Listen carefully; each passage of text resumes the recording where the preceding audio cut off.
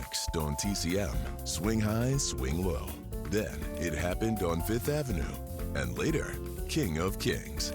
TCM is epic today.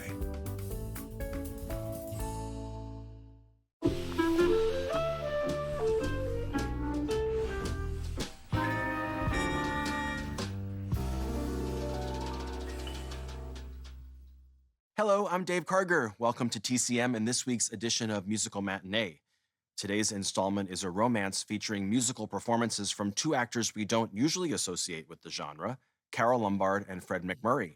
From Paramount in 1937, it's Swing High, Swing Low.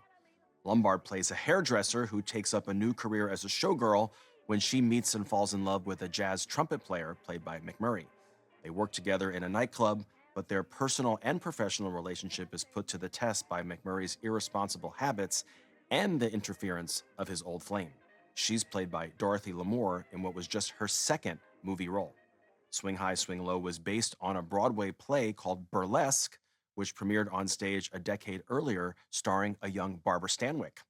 In the original version, the leading man was a professional hoofer, but his job was changed for this 1937 film. Initially, the role was offered to Gary Cooper, but he turned it down, and then Bing Crosby was considered, at which point the character was changed from a dancer to a singer. Finally, the part went to Fred MacMurray, and the character became a trumpet player instead. For MacMurray, the role wasn't too much of a stretch. Before becoming an actor in the early 1930s, he had been a successful saxophone player in big bands and on Broadway. In fact, he first came to Hollywood as a musician. He didn't play the trumpet, but he learned well enough to mime his performance in this film. For her part, Carole Lombard learned how to tap dance, and you'll also get to hear her sing, and it really is her own voice. From Paramount in 1937, directed by Mitchell Leisen, and also featuring a young Anthony Quinn in one of his earliest roles, here is Swing High, Swing Low.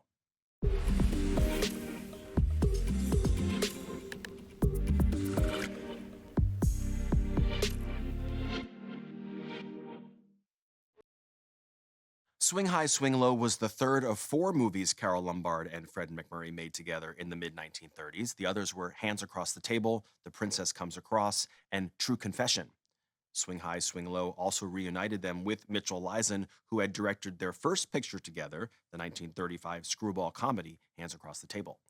Both Lombard and MacMurray were major stars at Paramount by the time they co-starred in Swing High, Swing Low, but for Dorothy Lamour, this was a film that came at the very beginning of her Hollywood career. It was only her second movie role, and by her own account, she was extremely nervous. She later recalled, "I was still very new in the game, and being such a fan of Carole's, I was completely in awe. I blew my lines over and over.